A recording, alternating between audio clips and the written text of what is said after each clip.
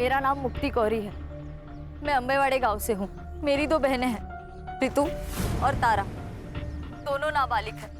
वो कल दोपहर से दोनों गायब हैं और यहाँ के पुलिस इंचार्ज चंद्रकांत पाटिल वो उन्हें ढूंढना तो दूर FIR तक नहीं दर्ज करवा रहे, क्योंकि वो इस गांव के सरपंच चित्रा जोशी और उनके 2 बेटे अजिंक्य और एकलव्य जोशी, इन दोनों को बचाना चाहते हैं। मैं सारे नेता और सारे अधिकारियों से पूछना चाहती हूँ, अगर गरीब होना, पिछड़े समाज का होना एक अपराध नहीं है, तो मुझे और मेरे परिवार को न्याय कब मिलेगा? लड़कियों को गायब हुए 36 घंटे हो चुके हैं और आखिरकार इस वीडियो के वायरल होने के बाद पुलिस डिपार्टमेंट नींद से जागा है। अभिषेक नाम है क्या तेरा? नहीं, मेरा नाम नीरज है। अभिषेक मेरा भाई है। कौन है? देख, जितना भी कुछ पता है सब सच बता दे, बाद में बोलना मत, मैंने मौका नहीं दिया। क्यों चक्कर लगाता था उसके घर के?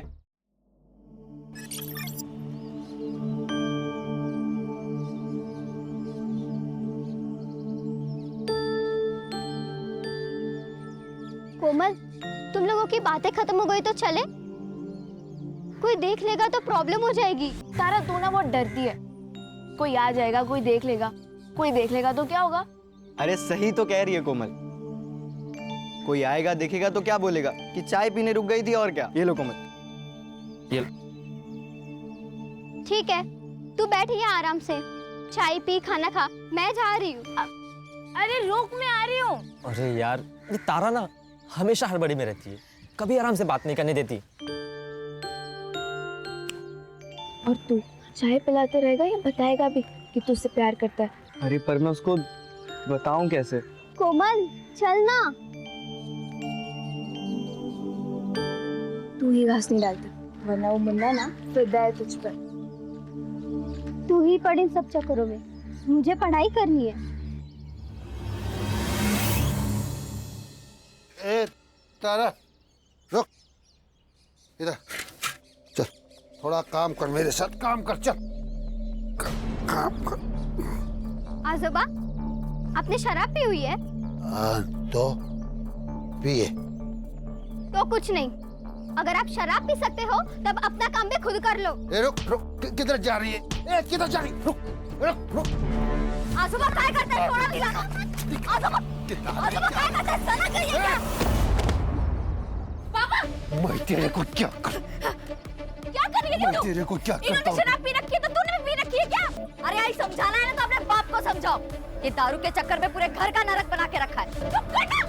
पापा, जया, अपनी बेटियों को काबू में रख, वरना तू बहुत पछताएगी। बहुत पछताएगी तू। देख देख क्या करता हूँ मैं तुम लोग को, देख क्या करता हूँ। तारा, आया है?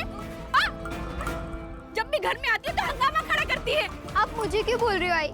आजोबा ने शराब पी है, आप उनसे कहो ना। तू पीने देना, तेरा क्या जाता है? देख बेटा, तू बस अपनी पढ़ाई पर ध्यान दे। आई पढ़ाई भी तो नहीं हो रही है ना। कल स्कूल में फीस नहीं देंगे तो बाहर कर देंगे। हो जाएगी फीस। यदि तू गई है सरपंच जी के पास मजदूरी लाने, लेकर आएगी ना तो कल अपनी फीस भर देना। चल अभी अंदर, रोज रोज का हंगामा, तंग आ गई हूँ मैं।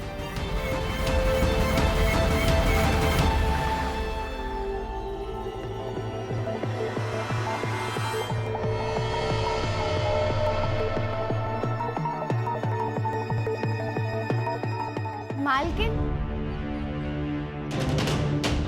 अरे रितु, कैसे आई तुम? वो मालिक मजदूरी के पैसे दे दीजिए। अच्छा, ये ना, आजा आजा, देता हूं मैं।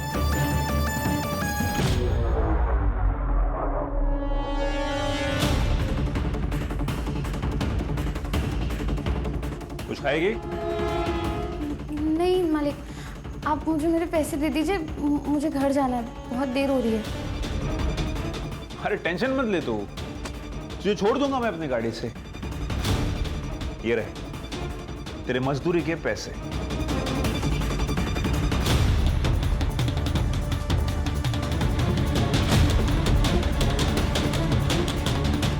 मालिक, मालिक, तुम्हें जितने पैसे चाहिए मैं दूंगा, लेकिन उसके लिए तुम्हें मैं जो जो कहूंगा वो सब करना होगा। मालिक मालिक मुझे जाने दीजिए मालिक।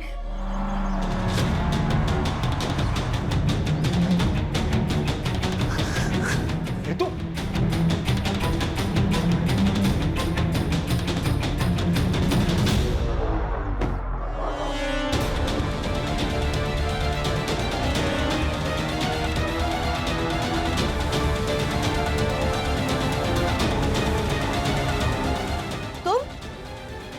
तू तो वो आंगनवाड़ी वाली मुक्ति की बहन है ना? यहाँ क्या करने आई है? खेत में काम किया था ना, उसकी मजदूरी लेने आई थी। आई मैंने ही कहा था कि घर आके मजदूरी लेना। अच्छा। तू जा।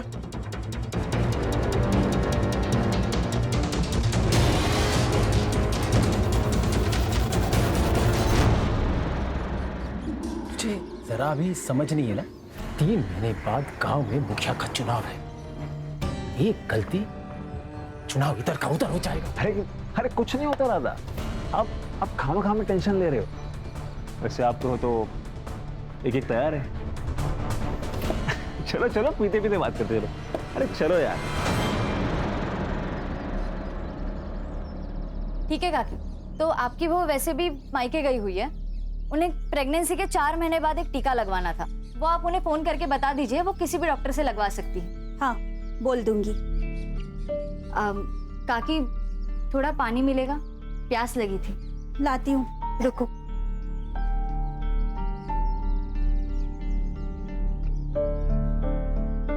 ये लो। हाँ, हाथ आगे करो, मैं पानी डालती हूँ। ऐसे तो कोई किसी जानवर को भी ना पानी पिला। क्या मतलब? रहने दीजिए, आप नहीं समझोगे। मैं समझाता हूँ। गुरु गुरु तुम यहाँ क्या कर रहे हो? इनको इनकी जगह दिखानी पड़ेगी। गुरु सुनो तो सही। काकी? गुरु, इसकी कोई जरूरत नहीं। इंसान को इंसान क्यों नहीं समझते आप लोग? बताइए काकी, हम लोग ऐसा क्या करें कि आप हमें इंसान समझने लगे, जानवर नहीं? हाँ, इंसान समझने लगेंगे तब भी तुम लोगों की जगह यही रहेगी, दरवाजे के बाहर। गुरु रहने दो। गुरु, सदियों से यही चला आ रहा है, अब इन्हें हम क्या बदलेंगे? यही प्रॉब्लम है मुक्ति। प्रॉब्लम यही है कि सदियों से जो चलता आ रहा है उसे चलने दो। कि नहीं, एक बात सुनिए आप लोग, अब ऐसा नहीं होगा, बदलना पड़ेगा। काकी, बदलना पड़ेगा। चल गुरु।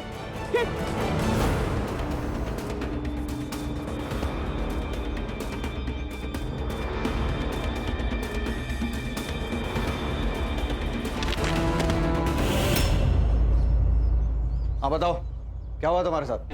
आज शाम को मैं खेत से काम करके वापस लौट रही थी, तभी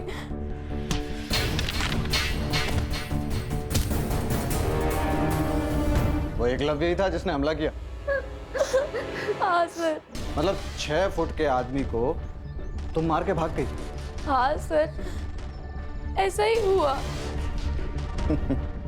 हंस क्यों रहे हैं आप? ओ नेताजी, चुनाव जीते नहीं हो तुम जो सवाल पूछने लगे। ये मेरा थाना है और सवाल मैं ही पूछूंगा। लेकिन पहले आप हमारी कंप्लेंट तो लिखिए। अरे कंप्लेन तो लिख लेंगे मैडम, क्या जल्दी? और वैसे भी आप लोगों की बात सुनी है तो सामने वाली पार्टी की भी तो सुननी पड़ेगी ना। नमस्कार चंद्रकांत साहब। नमस्ते ताई, आइए। कशा आहेत? सब ठीक।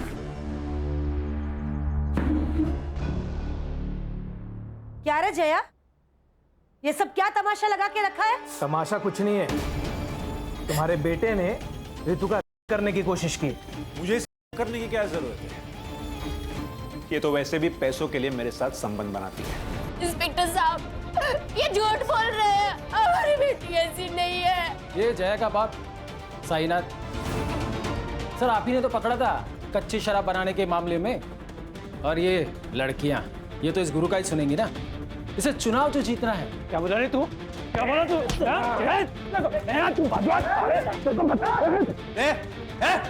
छोड़ दे, बाहर निकलो, बाहर निकलो। और तुम दोनों उठो, बाहर निकलो। लड़की धंधा करवाती है और यहाँ पे तमाशा करती है। चल बेटा, नहीं जाएंगे। ये लोग कुछ भी बोलेंगे और आप इनकी बातों पर यकीन कर लोगे? आप हमारी कंप्लेंट लिखिए, वरना यही पुलिस स्टेशन के बाहर मैं खुद दे दूंगी।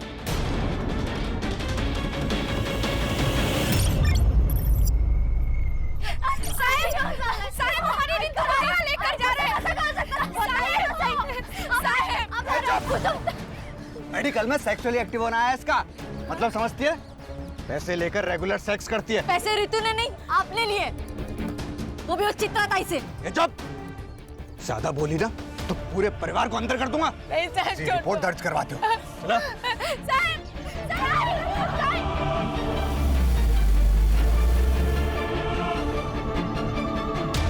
हेलो गुरु। इंस्पेक्टर साहब, अगर आप रितु के ऊपर प्रोस्टिट्यूशन का चार्ज लगा रहे हैं तो एकलव्य के ऊपर भी सेक्स ट्रेड का केस करना होगा। आप फिक्र मत कीजिए, मेरे पुलिस स्टेशन में जिसने जो जुर्म किया है उसे उसकी सजा मिलेगी। ऐसे ऐसे सजा देंगे आप? चुप। देखिए आप लोग मिलके मामला निपटा लीजिए, वरना अगर केस हुआ तो दोनों को अंदर जाना पड़ेगा। अरे सर, हम तो केस करना ही नहीं चाहते थे, ये तो इन लोगों की जिद थी कि एफआईआर हो। अभी भी अगर कॉम्प्रोमाइज हो तो हमारी तरफ से मैटर खत्म। कॉम्प्रोमाइज? भाई किस बात का कॉम्प्रोमाइज? पैसे देकर फर्जी रिपोर्ट बनवा ली, अब पुलिस के साथ मिलकर हमें डरा रहे हो? है? क्या बोला तू? क्या बोला तू? पैसे लिए मैंने? पैसे लिए?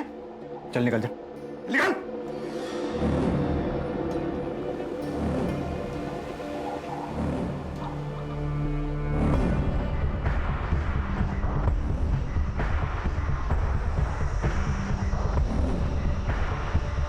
जया, तू अपनी बेटी की बदनामी तो करवा ही चुकी है, अब क्या केस करके उस पे ठप्पा लगवाएगी क्या कि ये पैसा लेकर करती है?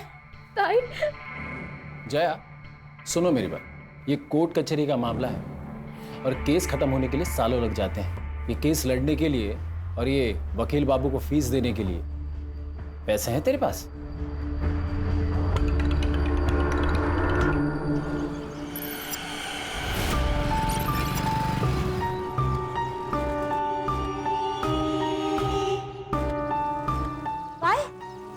कोर्ट से इस केस के लिए फ्रेश इन्वेस्टिगेशन की ऑर्डर आए हैं। रितु का मेडिकल अब बाहर से कराया जाएगा और आपको तो पता ही है कि रिपोर्ट में फिर क्या आएगा। तो तुम्हें 2 लाख किस बात के दिया हमने? हाँ, रोको ये सब। तो कोर्ट का ऑर्डर है, मैं कुछ नहीं कर सकता। हाँ, अगर आप 2 लाख रुपए और दो तो मैं मेडिकल रिपोर्ट डिले करवा सकता हूँ। उसके बीच में आप उस फैमिली के साथ पैसे वैसे दे के सेटलमेंट कर लो। एक फुटी कौड़ी सुद्धा नहीं देना भी कौन आला? अगर एक को भी फुटी कौड़ी दी तो सबके सब सर पे बैठ जाएंगे। लड़ना है ना इन लोगों को हमसे, तो अब लड़के दिखाए, मैं भी देखती हूँ। इंस्पेक्टर, रिपोर्ट्स रुकवाइए, पैसे आपको मिल जाएंगे।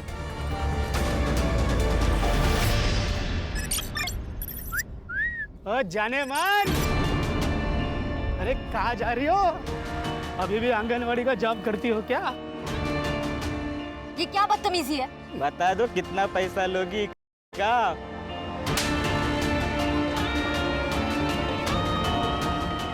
कोमल, तू ना इस तारा के साथ मत घुमा कर, तुझे पता नहीं कैसी लड़की है और इसकी बहनें।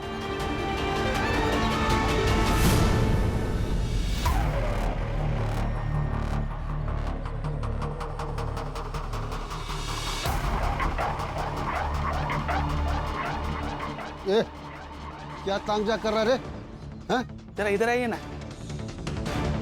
ये जो लड़की अंदर गई, क्या बोला रे? वो तो गांव वाले बोल रहे थे, सब चलता है इधर। क्या बोला रे? नहीं, वो गांव वाले बोल। लगता बेटियों से खूब कमाई कराई गई है, तभी तो सरकारी अनाज छोड़कर सब्जियां खरीदने आई है। अच्छा सुन, एक बात बता, सिर्फ रितु को भेजती थी अजिंक और एकलव के पास, या मुक्ति और तारा भी जाती थी?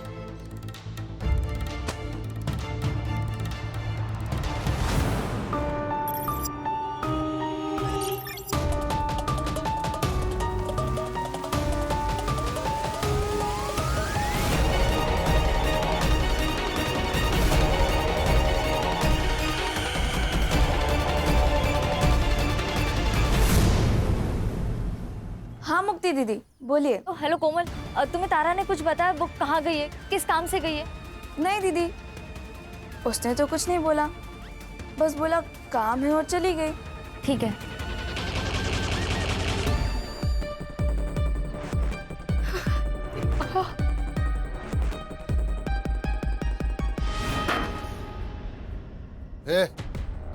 संभाल के रख, पूरे 4 लीटर है।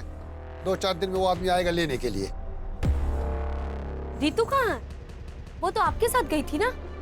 गई तो थी, लेकिन वो तो पहले ही जंगल से आ गई।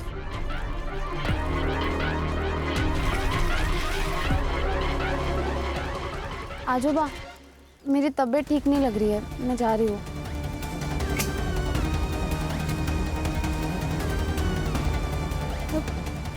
पापा, रितु घर नहीं आई और तारा भी स्कूल से घर वापस नहीं आई। मेरा नाम मुक्ति कौरी है। मैं अंबेवाड़े गांव से हूँ। मेरी 2 बहनें हैं, रितु और तारा।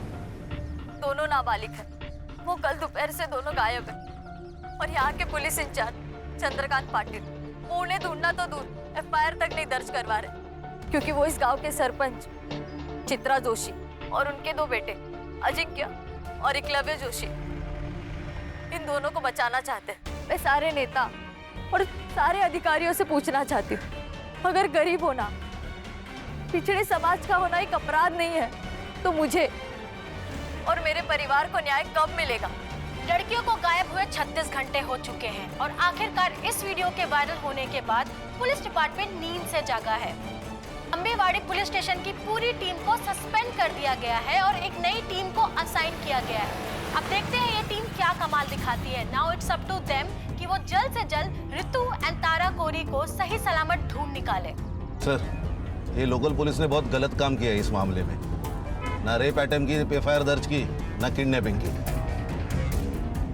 इसलिए देखिए हमारे पास आया है खान, जल्द से जल्द दोनों लड़कियों को ढूंढना है और हमारे डिपार्टमेंट के ऊपर जो कीचड़ उछाले जा रहा है इसको रोकना है।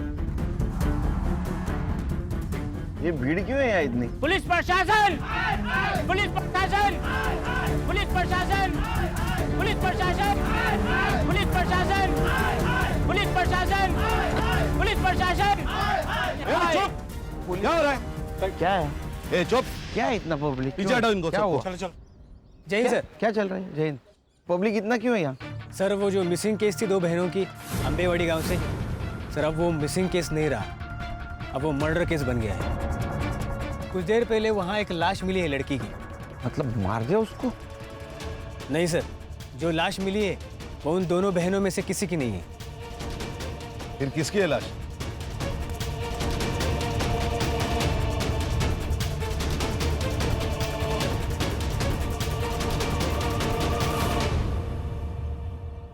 सर, इसी लड़की ने वीडियो किया था और इसका ही मर्डर हो गया। मुक्ति कोरी नाम है। ये इस लड़की की फैमिली है क्या? जी सर, वो जो बूढ़ा है ना, वो लड़की का नाना है साईनाथ, और उसके साथ जो लड़का है उसके साथ इसकी शादी होने वाली थी। गुरु शिंदे नाम है उसका। और सर, इस लड़की ने जो औरत चित्रा जोशी और उसके बेटे अजिंक्य और एकलव्य जोशी का नाम अपने वीडियो में लिया था ना, ये जमीन उन्हीं की है। Doesn't make sense sir. ये देखिए, इसके सर पर चोट आई है, मतलब काफी खून बहा होगा, लेकिन सर यहाँ जमीन पर बिल्कुल भी ब्लड के ट्रेसेस नहीं है। सर, इसका मतलब इसे मारा कहीं और गया और यहाँ पे लाके डंप कर दिया। सर, कल रात को मुक्ति घर पे नहीं आई, इसलिए मुझे और मुक्ति की माँ जया को लगा कि मुक्ति और गुरु रितु और तारा को ढूंढ रहे हैं। मैंने मुक्ति को ड्रॉप किया था घर के बाहर। कितने बजे? लगभग 12 बजे के आसपास दोपहर में। दोपहर को 12 बजे से वो घर पे नहीं थी, तो आपने उसको फोन करने की कोशिश नहीं की? हमारे घर में 2 ही फोन है, एक मेरा एक मुक्ति का। 2 दिन पहले मेरा फोन कहीं गिर गया था। 2 दिन पहले? मतलब जिस दिन रितु और तारा गायब हो गए उस दिन? हाँ सर। ये रितु और तारा जिस दिन गायब हो गई, उस दिन क्या हुआ था? तुम्हें तारा ने कुछ बताया? वो कहाँ गई है, किस काम से गई है? नहीं दीदी। रितु कहाँ? वो तो आपके साथ गई थी ना? वो तो पहले ही जंगल से आ गई। मतलब रितु और तारा अलग अलग जगह से एक ही टाइम पे गायब हो गए? सर, वो चित्रा है ना, उसके पास बहुत गुंडे हैं सर, वो कहीं से किसी को भी उठा सकती है सर। जहाँ तुमने मुक्ति को ड्रॉप किया था उस जगह लेके चलो हमको। जी सर।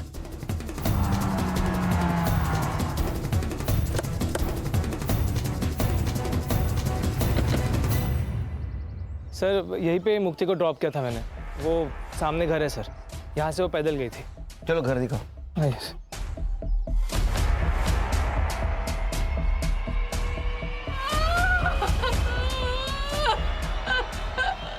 देखो, मुक्ति की मौत का अफसोस है हमें, लेकिन ये रितु और तारा दोनों अभी भी गायब है और जिंदा हो सकती। अगर आप हमारी मदद करोगे तो शायद उन्हें हम ढूंढ पाएंगे। रितु और तारा का कहीं अफेयर चल रहा था। क्या बोल रहे हो सर आप? हमें हर एंगल चेक करना होता है। तारा कोमल को बोल के निकली थी मैं काम से जा रही हूँ, और रितु साइनाथ को बोल के निकली थी मैं घर जा रही हूँ, और दोनों एक साथ निकली। तो कहीं ऐसा तो नहीं कि दोनों का एक साथ भाग जाने का प्लान था? साहब, हमारी बेटियां ऐसी नहीं थी।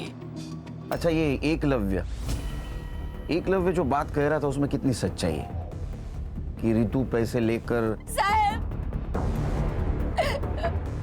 पूरे गांव ने हमारा जीना हराम कर रखा, ये क्या कम था जो अब आप हम गरीब की इज्जत उछाल रहे हैं? जीना हराम करके रखा है मतलब? साहब, चित्रा और उसके बेटों ने पूरे गांव में ये फैला दिया था कि मुक्ति तारा रितु करती है। कहीं भी कोई खड़ा हो जाए तो उल्टी सीधी बातें करने लगता है। अच्छा, ऐसा किसी पे शक है आपका कि जो इस झूठ बात को सच मानता हो? सर, पक्का तो नहीं कह सकता हूँ, लेकिन कई बार मैंने देखा कि एक लड़के को यहाँ चक्कर मारते हुए।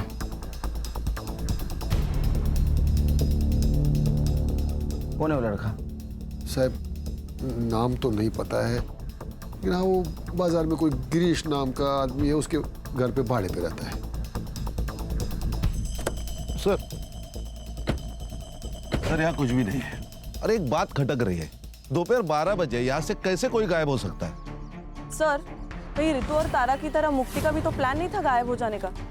एक काम करो, तुम और संग्राम मार्केट जाओ। जी सर। और साइनाथ जिस लड़की के बारे में बता रहा था उससे बात करो। मैं और खान चित्रा के घर जाते। सर चल। अब सर इतना तो बेवकूफ कोई होगा नहीं ना जो किसी को मार के उसके डेड बॉडी को खुद की ही प्रॉपर्टी पर डंप कर दे। सर, ये सब हमारे खिलाफ साजिश है ताकि मेरा नाम उछले और मैं बदनाम हो जाऊं। ऐसा कोई क्यों करेगा? सर 3 महीने बाद हमारे गांव में मुखिया का चुनाव है, और ये मुक्ति जिस समाज की है 40% डिसाइडेड वोटर है, जो किसी को भी वोट देंगे तो ऑब्वियसली वो जीत जाएगा। और ये मुक्ति का मंगेतर गुरु, वो भी इस बार चुनाव लड़ने वाला है, और इसीलिए उसी ने ये रेप अटेम्प्ट का मुद्दा बहुत उठाया। लेकिन मुक्ति ने जो वीडियो बनाया है उसमें उसने तुम लोगों का नाम लिया है। मुक्ति गुरु की होने वाली बीवी थी, वो उसकी बात नहीं सुनेगी तो किसकी सुनेगी? तुम दोनों में से एकलव्य कौन है? मैं हूँ सर। वो रितु कह रही थी कि तुमने उसका रेप करने की कोशिश की, और तुम्हारा कहना है कि रितु पैसे लेके कोई भी काम करने के लिए तैयार होती है। हाँ, तो मेरा मतलब है रिपोर्ट में भी वही है ना। अरे रिपोर्ट गया खड्डे में, उसमें कुछ भी हो, लेकिन शायद पुलिस वाले दोस्तों ने तुम्हें ये नहीं बताया कि 17 साल की लड़की नाबालिग होती है, उसके साथ सेक्स मतलब रेप, वो भी उसकी मर्जी के साथ हो या ना हो। इसलिए बेटा तुम तो जेल जाओगे।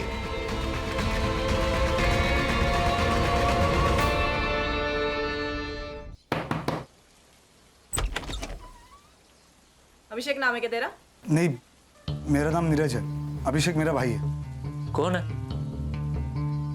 देख, जितना भी कुछ पता है सब सच बता दे, बाद में बोलना मत, मैंने मौका नहीं दिया। क्यों चक्कर लगाता था उसके घर के? सर मैं एक फैक्ट्री में काम करता हूँ, दिन भर काम करके रात में वैसे ख्याल आते हैं, तो गांव वालों से बहुत दिनों से सुन रहा था कि गांव में कुछ लड़कियां करती है, तो उसी जुगाड़ में गया था कि कुछ मन बहल जाए मेरा। तो साइनाथ को देख के भागा क्यों तू? अरे मैडम, वो बूढ़े ने वो आदमी को ऐसा भगाया था कि मेरी तो बोलती बंद हो गई थी। मुझे कुछ समझ में नहीं आया था, मेरी तो हिम्मत ही नहीं हुई उससे बात करने की, तो मैं बिना कुछ बात किए वापस आ गया था। अभी बिना बताए जाना मत कहीं।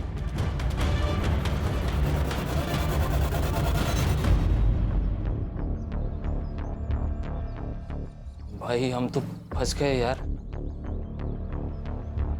ऐसे नहीं है, ऊपर वाले ने हमें टाइम दिया है, जो करने आए थे वो करके जाए। रितु के रेप अटेम्प्ट को तुमने गुब्बारे की तरह उड़ाया था ना, ताकि तुम्हें इलेक्शन में फायदा हो, और मुक्ति को भी तुमने आखिरी बार छोड़ा। कहीं ये तुम्हारा रचा हुआ नाटक तो नहीं है ना कि क्या प्लानिंग थी तुम लोगों की?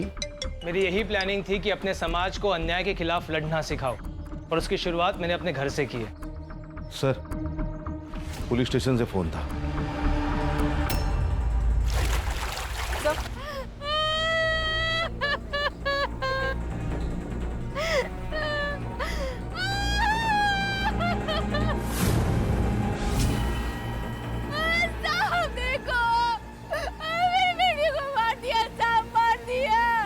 सर बॉडी फूलने के कारण ऊपर आ गई थी और गाँव वालों ने हमें इन्फॉर्म किया। बॉडी फूलकर अगर ऊपर आई है तो इसका मतलब 2 दिन हो गए बॉडी को। सर ये दोनों बहनें जब गायब हुई उसी दिन या उसके दूसरे दिन इन दोनों को मार दिया होगा। सर, मुक्ति डेस्परेटली अपनी दोनों बहनों को ढूंढ रही थी। इट्स पॉसिबल कि उसने उन्हें ढूंढ लिया हो और इस वजह से मुक्ति को मार दिया गया। मुक्ति की सीडीआर रिपोर्ट और पीएम रिपोर्ट का क्या हुआ? सर शाम तक मिल जाएगी, मैं अपडेट करता हूँ। पता तो चले मुक्ति पहले मरी, ये दोनों लड़कियां। कितने साल हो गए तेरे को पुलिस डिपार्टमेंट में? सर 7 साल। तो 7 साल में एक बात पता नहीं चली, 17 साल की लड़की नाबालिग होती है, उसके साथ सेक्स मतलब रेप ही होता है, वजह कुछ भी हो। और वो एकलव्य कह रहा था ना कि रितु के साथ वो पेड सेक्स करता है, फिर भी एफआईआर क्यों नहीं दर्ज की उसके खिलाफ? सर मैं जांच कर रहा था। किस बात की जांच कर रहा था? सर वो रितु का नाना है साईनाथ। सर वो अवैध शराब बनाता है, उसकी शराब पीकर एक आदमी मर गया कुछ महीने पहले। सर तो चित्रा ने उसकी कंप्लेन की थी, मैंने सोचा कि एफआईआर से पहले एक बार जांच कर लूं। ये कोर्ट के आदेश के ऊपर दूसरी बार मेडिकल हुआ था रितु का, तो उसका रिपोर्ट क्यों नहीं फाइल में? कैसे होगा सर, ठीक से काम करता तो होता ना।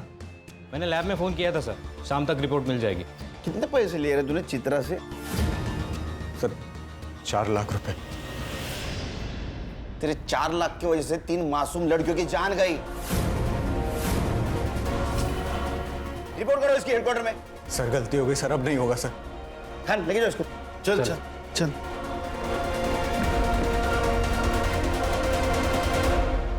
सर, ये मुक्ति की पीएम रिपोर्ट। सर पर चोट लगने की वजह से जो ब्लड लॉस हुआ है उस वजह से मौत हुई है उसकी, रेप नहीं हुआ है उसके साथ। सर उसकी सीडीआर भी आ गई है सर, ये देखिए। इसके मुताबिक मुक्ति की लास्ट लोकेशन वही थी जहां गुरु ने उसे ड्रॉप किया था, और साईनाथ की लास्ट लोकेशन गांव के जंगल की नहीं, उसके एग्जैक्ट अपोजिट एक शमशान हुए वहां की है सर। और उसके 200 मीटर पे अजिंक्य का सेलफोन एक्टिव था सर, सेम टाइम पे। ये दोनों एक साथ क्या कर रहे थे शमशान भूमि में? No idea sir. और सर इस साईनाथ ने लास्ट फोन तारा के दोस्त कोमल को किया था। साईनाथ ने कोमल को कॉल किया था? साईनाथ जी, आपने तो कहा था कि आप जंगल में थे, इसका मतलब आपके मोबाइल का लोकेशन जंगल दिखाना चाहिए था, लेकिन वो दिखा रहा है शमशान। साहब मैंने पहले ही बोला था ना आपको कि 2 दिन पहले मेरा फोन कहीं गिर गया था। अरे हाँ, इनका फोन गिर गया था। तो आपको ये भी पता नहीं होगा कि आपके फोन से तारा की दोस्त कोमल, उसको फोन किया गया है। तारा ने किया होगा, वो बार बार मेरा फोन इस्तेमाल करती थी। लेकिन उस वक्त तो तारा स्कूल में थी। फिर साहब अब मैं समझा कि ये फोन किसने किया होगा। किसने? याद है सर, तारा की नाना का कॉल नहीं था, बल्कि रितु दीदी ने कॉल किया था तारा से बात करने के लिए। तारा ने ये तो नहीं बताया कि रितु दी ने कॉल क्यों किया था, लेकिन कॉल करने की थोड़ी देर बाद ही वो कुछ काम के बहाने चली गई थी। तारा का कोई बॉयफ्रेंड? मैम,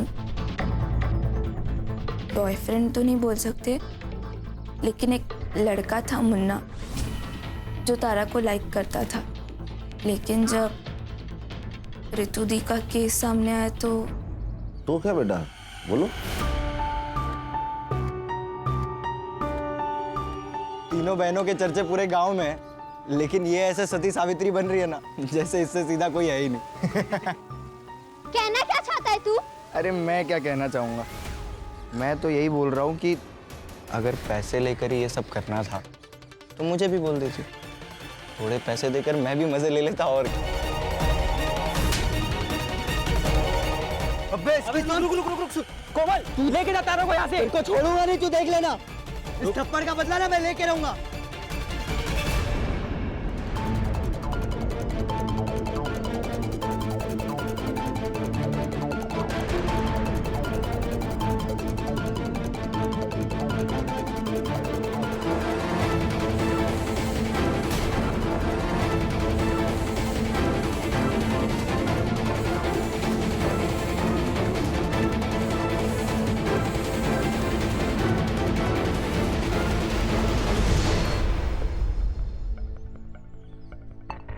क्या हीरो, तारा को धमकी दी थी कि थप्पड़ का बदला लेगा?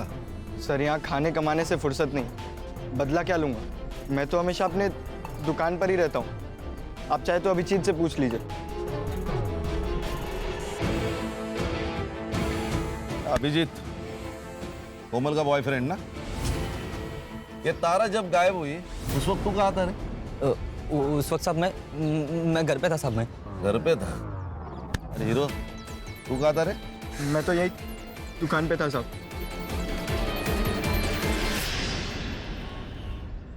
सर, ये ऋतु और तारा की पीएम रिपोर्ट। इन दोनों की मौत भी पानी में डूबने की वजह से हुई है sir. Accidental death? Probably not sir, क्योंकि इन दोनों लड़कियों के साथ रिपीटेडली रेप किया गया था और इनका टाइमिंग ऑफ डेथ मुक्ति की टाइमिंग ऑफ डेथ के 10 से 12 घंटे के बाद का है सर। मतलब इन दोनों लड़कियों को पहले होस्टेज बनाया गया? Most probably sir. सर ये रितु ने तारा को कॉल करके शमशान भूमि बुलाया। ये दोनों के साथ जो कुछ भी हुआ है ना, उसकी शुरुआत शमशान भूमि से हुई है। यानी खान सवाल ये है कि ये दोनों लड़कियां अलग अलग जगह से एक ही जगह मतलब शमशान घाट क्या करने गई थी? नहीं सर, वो भी साइनाथ के फोन में एक वीडियो मिला है सर।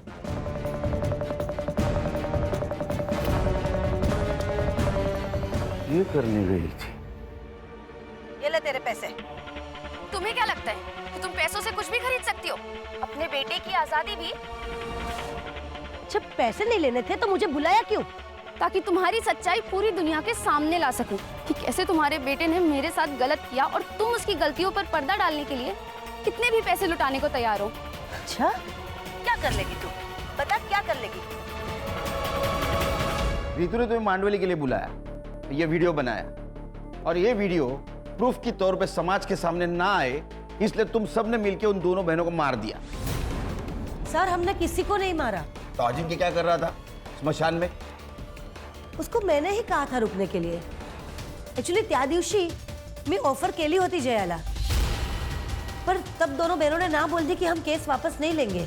और फिर अचानक एक दिन रितु का फोन आया कि 10 लाख रुपए में वो केस वापस लेने को तैयार हो गई है। तब मुझे लगा कि कोई तो साजिश जरूर है और इसीलिए मैंने अजिंक्य को कार में बिठा के रखा और मैं खुद कैश लेके उसके पास गई थी और वही हुआ जो मैंने सोचा था। रितु ने वीडियो बना लिया। अच्छा, क्या कर लेगी तू? क्या बिगाड़ लेगी तू मेरा? बताती हूँ मैं क्या बिगाड़ लूंगी। मैंने उनको पकड़ने की कोशिश की लेकिन दोनों बहनें भाग गई। झूठ बोल रही हैं आप। आपको आपके दोनों बेटों को बचाना था किसी भी कीमत पर। अरे बचाना था रेप केस से? एक रेप केस से बचाने के लिए मैं अपने बच्चों को क्या ट्रिपल मर्डर केस में फंसा दूंगी?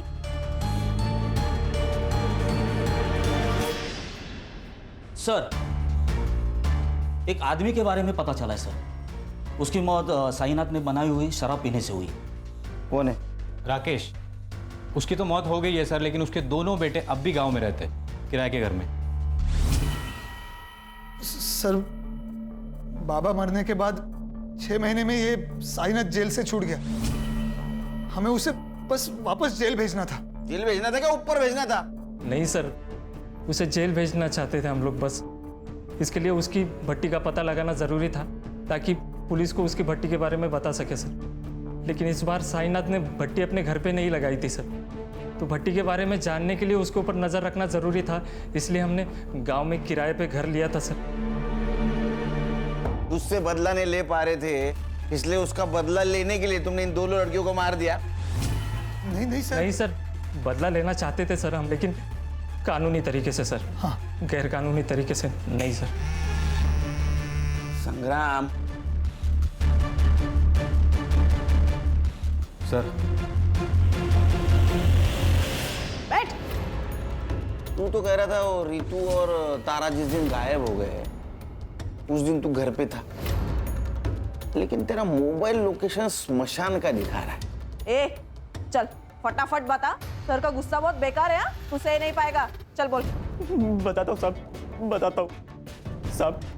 मैं तारा के पीछे गया था, लोगों से सुना था कि वो लोग पैसे लेकर है, इसलिए मैंने सोचा मैं भी ट्राई करता हूँ। तो उसने नहीं माना, इसलिए तूने उसको मार दिया? नहीं साहब, मैं तो घर वापस आ गया था। वो लोग मिलके कुछ तो प्लानिंग कर रहे थे।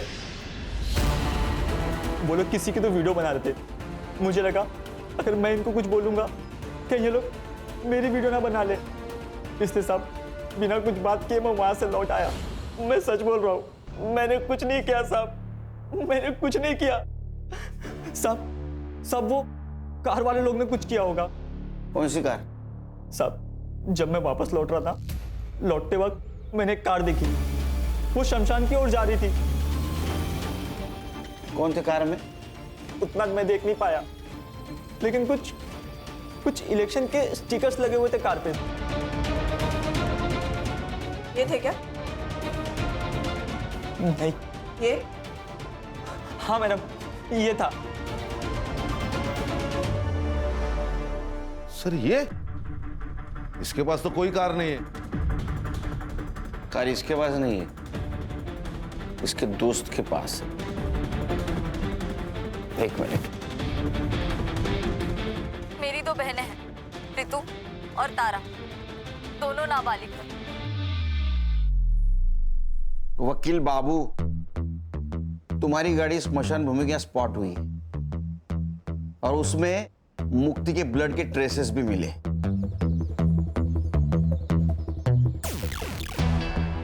तो भाई किसी को बचाने के लिए झूठ बोलने में कुछ फायदा नहीं, सच सच बोल दो। बोलो। हमने सबको नहीं मारा सर।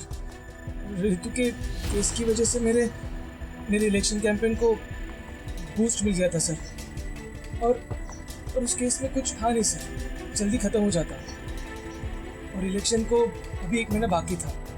इसलिए सुधीर ने मुझे एडवाइस किया कि अगर इलेक्शन को गरमाए रखना है तो इस केस को बड़ा करना पड़ेगा, और हमने वही किया।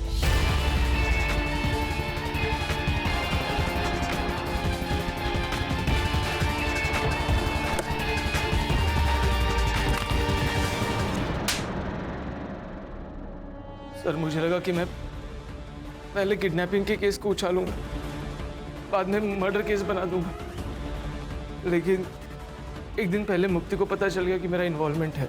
कैसे पता चला? सर जल्दबाजी में तारा का स्कूल बैग कार में रह गया। झूठ मत बोलो गुरु, ये बैग तारा का ही है, और अगर तुम मुझे सच नहीं बता रहे हो कि ये बैग तुम्हारे कार में कैसे आया, तो मैं पुलिस को ही फोन करूँ। मेरी बात सुन। गुरु हाथ मेरी बात सुन। समझ नहीं आ रहा तुझे? मैं अभी के अभी जाके पुलिस स्टेशन में सब कुछ सच बताऊंगी कि ये सब तुमने किया है। मुक्ति बात सुन। मुक्ति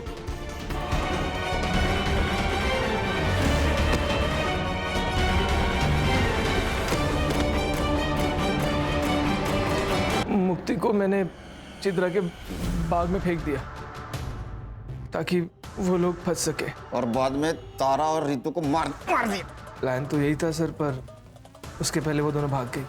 उस रात उन दोनों को मारने वाले थे, पर उस दिन गुरु लेट हो गया, मैं नशे में धुत था, पर इतने में पता नहीं कैसे रितु ने अपने आप को खोल लिया। जब मैं रूम में घुसा, मैं जब तक अपने आप को संभालता वो भाग चुकी थी। तुमने नहीं मारा तो किसने मारा?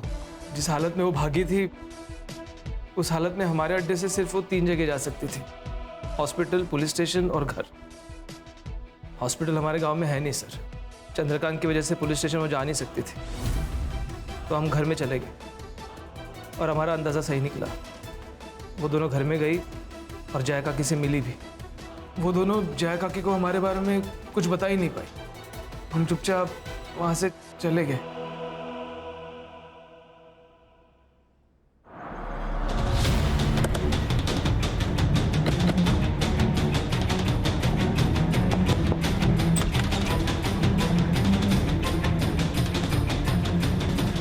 एक बार झूठे केस में रितु का नाम आने पर पूरे गांव वालों ने उसका जीना हराम कर दिया था, और जब उसके साथ सही में बलात्कार हुआ तो ये कौन मानता साहब कि वो दोनों अपने बलात्कारी को नहीं जानती थी।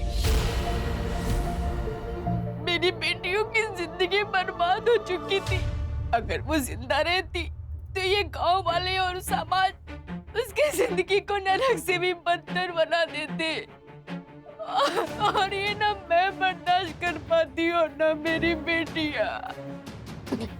इसलिए मैंने अपनी बेटियों को जिंदगी के नरक से आजाद करने का फैसला ले लिया था। ये कहाँ आ गए हमारी? हॉस्पिटल तो उधर है ना? बताती हूँ। आपको पुलिस के पास जाना चाहिए था, वो जरूर कुछ मदद करते आपकी। एक बार गई थी साहब, क्या हुआ? आप लोगों ने उसका तमाशा बना दिया और मेरे अंदर हिम्मत नहीं बची थी कि मैं अपनी बेटियों का दोबारा तमाशा बनते हुए देखूं। आपके साथ और आपके बेटी के साथ जो कुछ भी हुआ बहुत गलत हुआ। वो इंसानियत के दायरे में नहीं था। लेकिन क्या आपने जो कुछ किया वो सही था?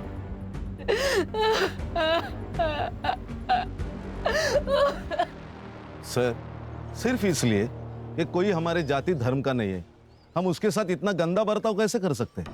सर इतना टॉर्चर कि उन्हें जिंदा रहने से ज्यादा मरना आसान लगने लगे। बदलाव एक रात में नहीं आता। छोटे से बदलाव के लिए बार बार कोशिश करनी पड़ती है। हल्की सी ठोकर से हार मानकर कोशिश बंद नहीं करनी चाहिए। समाज को समझाना चाहिए, उन्हें बताना चाहिए, कोशिश करती रहनी चाहिए। देखो, एक ना एक दिन अपना समाज जरूर बदलेगा।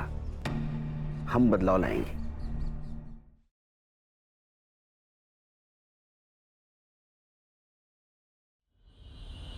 मैं अभिजीत, उजागर न्यूज से। कहते हैं शिक्षा और स्वास्थ्य किसी भी देश के विकास के दो स्तंभ होते हैं, लेकिन क्या हो अगर इसे व्यापार बना लिया जाए? क्या यह किसी नागरिक के मूलभूत अधिकारों के साथ खिलवाड़ नहीं होगा? जी हाँ दोस्तों, कुछ ऐसा ही खिलवाड़ हुआ है सर्व कृपा हॉस्पिटल में अपनी बीवी का इलाज करा रहे भोलाराम जी के साथ। भोलाराम जी, बिल्कुल निडर होकर बताइए कि आपके साथ क्या हुआ है। साहब, ये सर्व कृपा हॉस्पिटल में लूट मची रखी है। हमारी पत्नी का इलाज यहाँ चल रहा था, लेकिन ये लोग उसको क्या वो कहते हैं वेंटिलेटर। हाँ, ये हमारी मिसिस को उस पर रखकर बोलते रहे कि वो जरूर बच जाएगी, और इतना लंबा बिल बना दिया कि हमारी जेब खाली हो गई। मतलब आपके साथ धोखाधड़ी हुई है? अरे बहुत बड़ी धोखाधड़ी हुई साहब। अभी भी ये लोग कहते हैं कि हमारे पर लाखों रुपया बकाया, अगर हम वो नहीं चुकाएंगे तो ये हमारी पत्नी की डेड बॉडी नहीं देंगे हमें। देखा दोस्तों, किस तरह इस हॉस्पिटल में एक गरीब आदमी की बीवी का लाश का सौदा किया जा रहा है। बंद कर! अरे बंद कर! अरे चल बाहर निकल! निकल बाहर! ऐसे गुंडई करके जनता की आवाज को दबाओगे? निकल बाहर! अभिजीत देख, तुम्हारा कैसे पोल खोलता हूं मैं। अभिजीत, पूरे हॉस्पिटल के बर्बाद कर दूंगा मैं। चल चल चल निकल! सेफ नहीं है ये एरिया, चलना यहाँ से। यार तुझे मना किया था, इतने रिस्क मत लिया कर। तू हॉस्पिटल के सामने ये स्टोरी करने से मना किया था तुझे। फुटेज मिला ना? अरे फुटेज मिल गया मेरे भाई, लेकिन तेरी जान चली जाती तो। समझता ही नहीं है छोटी सी बात। अरे भैया, भैया आप आज सगाई है तुम्हारी, वहाँ लड़की वाले घर पे इंतजार कर रहे हैं और तुम अभी तक यहीं हो। अरे विनोद भैया, वो जरूरी ब्रेक थ्रू था, इंतजार नहीं कर सकते थे हम। तेरी होने वाली बीवी भी इंतजार कर रही है तेरा। यार राजीव, तू तो कब तक लड़कियों से भागता रहेगा? आज तो सगाई पक्की है। ले चल। मर्दों से तो कोई प्रॉब्लम है ही नहीं इसको, बस लड़कियों से ही प्रॉब्लम है। चल। अब तो दोनों बहनें एक ही घर में, इससे अच्छी क्या बात हो सकती है आपके लिए? जी पापा, हम तो बहुत लकी है, हमारी प्यारी बहन वर्षा ही हमारी देवरानी बन रही है। क्यों विनोद जी? हाँ राखी जी, बड़ा भाग। हाँ भाई, आप बड़ा भाग वाला है तू। हाँ बैठ बैठ अभिजीत। भाई सच सच बता, पसंद आई हमारी साली साहिबा?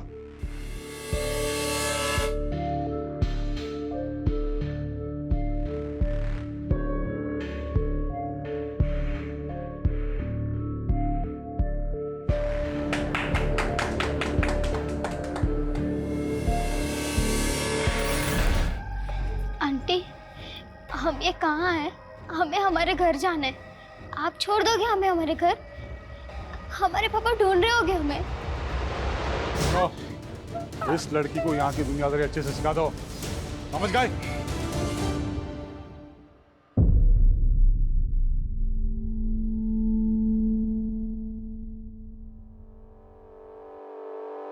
हम 136 हैं और ये हमारी माँ 135। तुम कौन हो?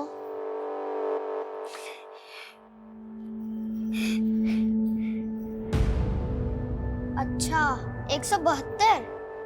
क्या तुम हमारी दोस्त बनोगी? हम 172 नहीं है, हम मिनी है। हमें हमारे पापा के पास जाना है। पापा, पापा, जाने दो हमें।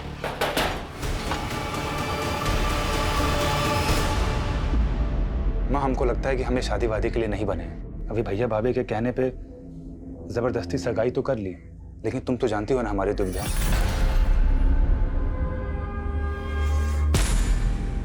माँ, हम इस दुनिया को एक सच बताना चाहते हैं, और वो सच है। ए, तुम क्या कर रहे हो यहाँ पर? नहीं, वो आपकी मम्मी के खाने का टाइम हो गया है ना, इसीलिए आए थे। माँ, हम आते हैं।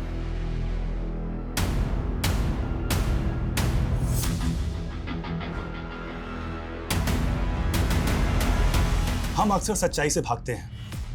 उम्र के हर पड़ाव पर कोई न कोई एक ऐसा सच जरूर होता है जो शायद हम सबसे छुपा लेते हैं। दरअसल मैं सबको एक आईना दिखाना चाहता हूँ, एक ऐसा आईना जिसे देखकर हम फैसला करें कि आज हम कहाँ खड़े हैं। आने वाली 15 जून को रात 9:55 पे मैं आपको ऐसे ही कड़वी हकीकत से रूबरू करवाने वाला हूँ, जिससे शायद अब तक का सबसे बड़ा पर्दाफाश होगा।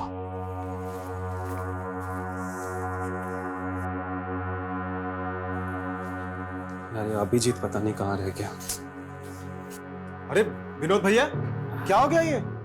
अरे कुछ नहीं, थोड़ा चक्कर खा के गिर गए थे। अरे बाप रे। अच्छा ये बताइए, अभिजीत को देखा आपने? हमें नहीं मालूम। भाभी भैया, आज 15 तारीख है, 15 जून रात को 9:55 पे वो आज मेरे साथ लाइव आने वाला था, वहां पे किसी चीज का खुलासा करने वाला था। फोन भी नहीं लग रहा है यार उसका, पता नहीं कहाँ रह गया है। 2 दिन से गायब है और आप लोग आज आ रहे हैं। आपने आखिरी बार कब देखा था उसे? सर 15 जून की दोपहर तो उसने हमारे साथ लंच किया था, उसके बाद पता नहीं कहाँ गायब हो गए। तो क्या उसके गायब होने का राज इस वीडियो से जुड़ा हो सकता है जिसमें वो किसी का खुलासा करने वाला था? आने वाली 15 जून को रात 9:55 पे मैं आपको ऐसे ही कड़वी हकीकत से रूबरू करवाने वाला हूं, जिससे शायद अब तक का सबसे बड़ा पर्दाफाश होगा। हमें तो कुछ समझ नहीं आ रहा सर, आप ही कुछ मालूम कीजिए। ये चोट कैसे लगी आपको? सर वो अचानक से लो बीपी हो गया था, चलते चलते तो सड़क पे गिर गया, उसी से लग गई। अभिजीत ने ये वीडियो कहाँ रिकॉर्ड किया था? सर अभिजीत ने 1 साल पहले ही सोशल मीडिया पे उजागर न्यूज़ नाम से एक चैनल खोला था।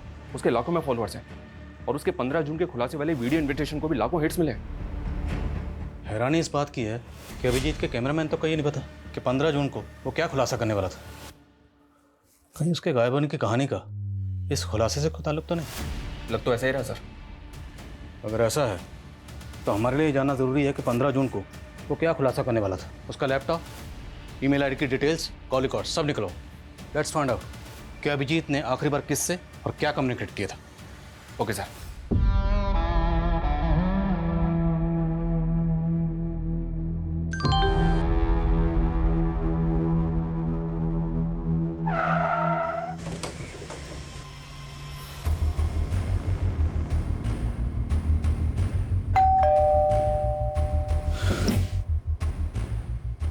जी, हमें वर्षा जी से बात करनी है।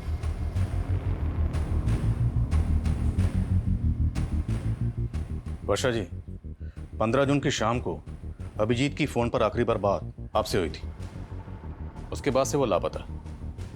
आपकी अभिजीत के साथ फोन पर क्या बात हुई थी? आई एम सॉरी वर्षा जी, लेकिन हम आपसे शादी नहीं कर सकते।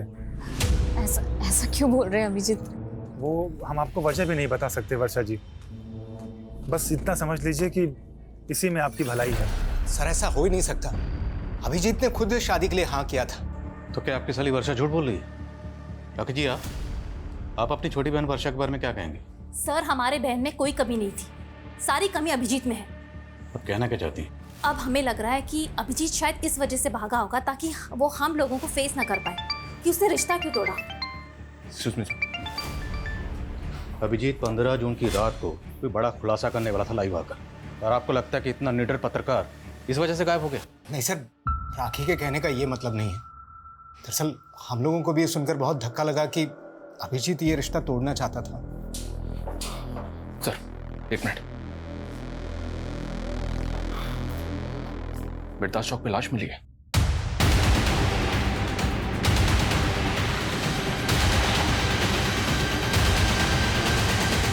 आइए सर। सर लाश बुरी तरह से जली हुई है, चेहरा भी पहचान पाना मुश्किल है। तो तुम्हें ऐसा लग रहा है कि अभिजीत की बॉडी है? सर अभिजीत का फोन बिरदास चौक पे ही बंद हुआ था, उसकी फैमिली से शिनाख्त करवा के देखे क्या? सर ये क्या दिखा रहे हैं सर? देखिए, हम मानते हैं कि बॉडी बुरी तरह से जली हुई है, पर हमारे लिए बॉडी की शिनाख्त करवाना बहुत ज़रूरी है। पर हमें इनकी बॉडी से ये चेन और ये अंगूठी मिली है। ये अंगूठी तो अभिजीत की सगाई की अंगूठी है सर, और ये चेन भी अभिजीत की है सर। ये टैटू भी अभिजीत की कलाई पे ही था।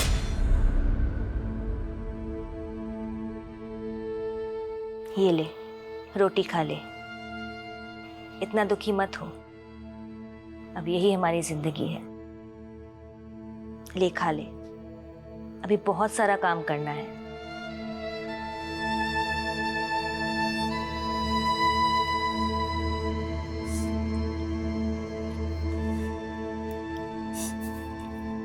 चलो अच्छा है, कम से कम आज तुम कुछ खा तो रही हो। ये भी कोई खाना है? हमारे पापा रोज हमें ब्रेकफास्ट में कॉर्नफ्लेक्स खिलाते हैं और स्कूल के लंच में पराठे। तू कौन से क्लास में पढ़ती थी? 6th। चलो हम तुम्हारा टेस्ट लेते हैं। ये अखबार में जो लिखा है पढ़ने आता है ना? हाँ आता है पढ़ने।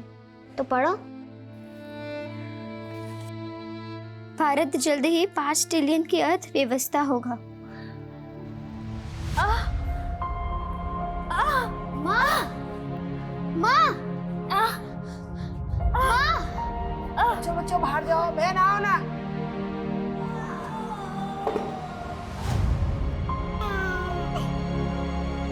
हमारा नया दोस्त आ गया। क्या ये लोग उसके भी गले पे नंबर लिख देंगे? सर, पीएम रिपोर्ट के हिसाब से पहले अभिजीत को बुरी तरह से पीटा गया, उसके बाद उसको जिंदा जला दिया गया। लेकिन सर किलर ने ऐसा क्यों किया? इसलिए कि उसको आइडेंटिफाई नहीं किया जा सके। अगर ऐसा था तो फिर अभिजीत की बॉडी पर उसकी चेन और अंगूठी इंटैक्ट क्यों थी? यहाँ तक कि उसके बाजू पे जो टैटू था वो भी उसके भाई ने आइडेंटिफाई किया। पहचान मिटाने की कोई कोशिश नहीं की गई। किलर ने अभिजीत को जिंदा जला दिया सर। ऐसा लग रहा है जैसे किलर की अभिजीत के साथ कोई गहरी रंजिश थी। अभिजीत के लैपटॉप से क्लू मिला? साइबर टीम अभिजीत के लैपटॉप और मोबाइल का डेटा रिकवर करी है सर। लेकिन सर, अभिजीत का फोन पिछले कई दिनों से अतुल नगर में काफी एक्टिव था। अतुल नगर में कहाँ जाता था ये तो नहीं पता, लेकिन अतुल नगर में जितने भी सीसीटीवी हैं सबकी फुटेज मंगा रहा हूँ। और अभिजीत का कैमरामैन प्रथमेश, उसने कुछ बताया? नहीं सर, उसे इस बारे में कुछ नहीं पता।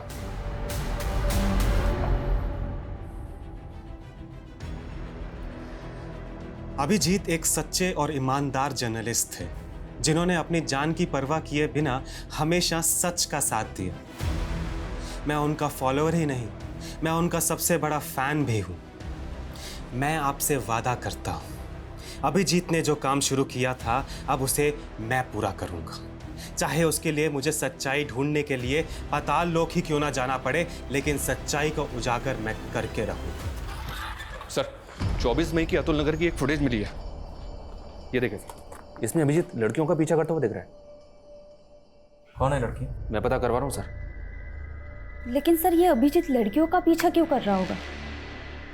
मेरा मतलब, एक तरफ इसकी मंगेतर का कहना है कि ये उससे शादी नहीं करना चाहता था और दूसरी तरफ इन लड़कियों के पीछे। सर कहीं कोई अफेयर का तो चक्कर नहीं? तो ये चक्कर क्या है ये तो इन लड़कियों से मिलने के बाद ही पता चलेगा। अभिजीत आंटी, वो अभिजीत जी आप। पुष्पा,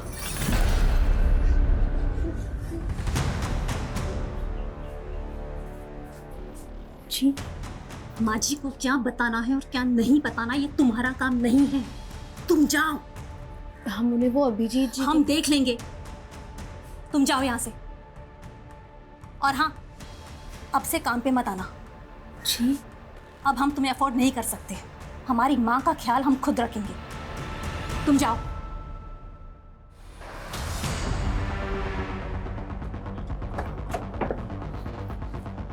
अभिजीत जिन दो लड़कियों का पीछा करते हुए देखा था वो दोनों लड़कियां इसी घर में किराए पे रहती थी सर, और ये इस घर के मकान मालिक हैं। इन्होंने ही मकान किराए पे दिया। नाम क्या था दोनों लड़कियों का? सर, बड़ी वाली का गीतांजलि और छोटी वाली का चंचल था। दोनों सगी बहनें थी। आप कहाँ हैं? सर, वो लोग तो 10-12 दिन पहले अचानक घर खाली करके चले गए थे। रहने वाली कहाँ की थी? रेंट एग्रीमेंट में उनका नेटिव एड्रेस होगा। रेंट एग्रीमेंट तो नहीं बनाया, लेकिन हाँ वो बिहार की रहने वाली थी। तुम लोग भी ना, हम लोग बार बार गाइडलाइन जारी करते हैं कि बिना पुलिस वेरिफिकेशन के मकान किराए पर नहीं देना, पर सुधरोगे नहीं तुम लोग। सर, गलती हो गई। लड़कियां करती क्या थी? सर वो घरों में मेड का काम करती थी। कहाँ, किस घर में? सर वो तो नहीं मालूम। लड़कियों के फ़ोन नंबर तो होंगे आपके पास? सर उनके पास फ़ोन्स भी नहीं थे।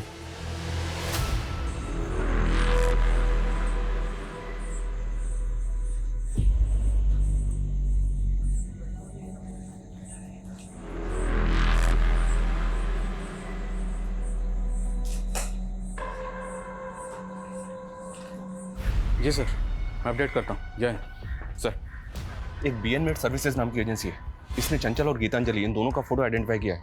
ये दोनों लड़कियां इसी एजेंसी के थ्रू काम पे लगी थी। BN made agency? सर ये लड़की गीतांजलि है और ये चंचल। ये दोनों बहनें बहुत मेहनती थी, कभी भी किसी क्लाइंट की कोई शिकायत नहीं आई। लेकिन ये बताइए कि दोनों लड़कियां अब हैं कहाँ? पता नहीं सर, अचानक से इन दोनों ने काम पे आना बंद कर दिया। क्यों? और मालूम नहीं सर।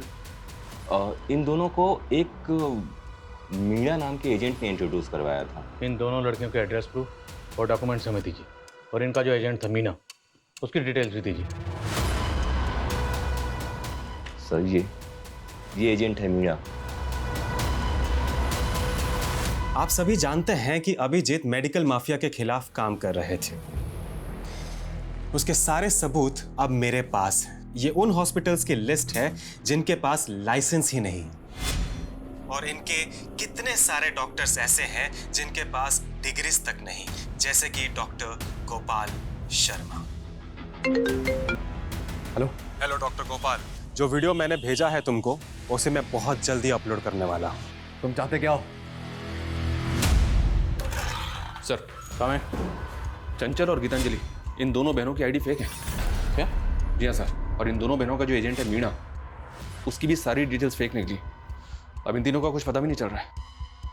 अभिजीत इन दोनों लड़कियों का पीछा करते हुए देखा गया था। अभिजीत का कत्ल हो गया, और अभिजीत के कत्ल से ठीक एक हफ्ता पहले ये दोनों लड़कियां गायब हो गई। क्या इन दोनों लड़कियों और इस एजेंट मीना की अभिजीत के कत्ल में इन्वॉल्वमेंट तो नहीं?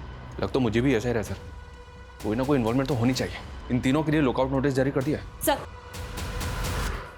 अभिजीत की मंगेतर वर्षा के बारे में एक बात पता चली है। सर, उसकी पहले भी शादी हो चुकी है। What? जी सर, वर्षा का पहला पति कुणाल मर चुका है। सर, उसकी मौत संदिग्ध हालात में हुई थी। मतलब? एसयूवी गाड़ी ने उसकी बाइक को टक्कर मारी थी। पहले शोमिता चौक पुलिस इस केस को मर्डर केस मान के इन्वेस्टिगेट कर रही थी, लेकिन उस एसयूवी गाड़ी का कहीं भी पता नहीं चला। इसीलिए उन्होंने इस केस को एक्सीडेंटल केस मान के क्लोज कर दिया। ये अभिजीत मर्डर केस भी कम चौंकाने वाला नहीं। अभिजीत को पहले बुरी तरह से टॉर्चर किया गया और फिर जिंदा जला दिया गया, और इन दोनों केसेस की कॉमन कड़ी है वर्षा। वर्षा जी, पहले आपकी शादी होती है कुणाल से, और वो बड़े ही फिल्मी अंदाज से मारा जाता है। उसके बाद आपकी सगाई होती है अभिजीत से, वो भी मारा गया है। अब ये महज इत्तेफाक है या इसके पीछे की कहानी कुछ और है? आप बेकार में हमारे बेटी को परेशान करके अपना वक्त बर्बाद कर रहे हैं। अब ये तो आने वाला वक्त ही बताएगा कि किसका वक्त बर्बाद होने वाला है। बस इतना याद रखिएगा, बिना हमारी इजाज़त के शहर छोड़ने की गलती मत करिएगा।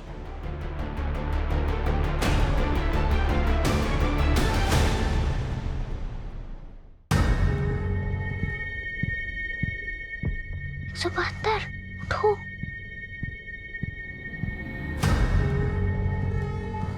सुनो, हम लोग यहाँ से भाग रहे हैं, सब तैयार हैं, चलो।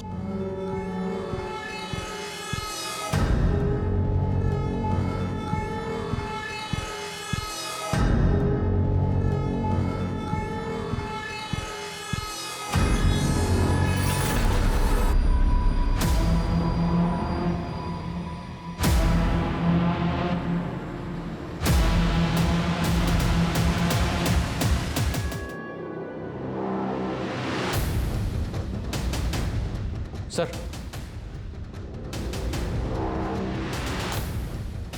साइबर सेल को अभिजीत के लैपटॉप से एक एनक्रिप्टेड फाइल मिली थी, जिसको उन्होंने डिक्रिप्ट किया, अभी सेंड किया। क्या इस फाइल में? ये देखिए सर।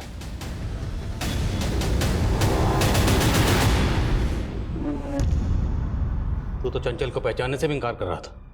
ये सब क्या है? सर, चंचल हमारे यहाँ काम करती थी।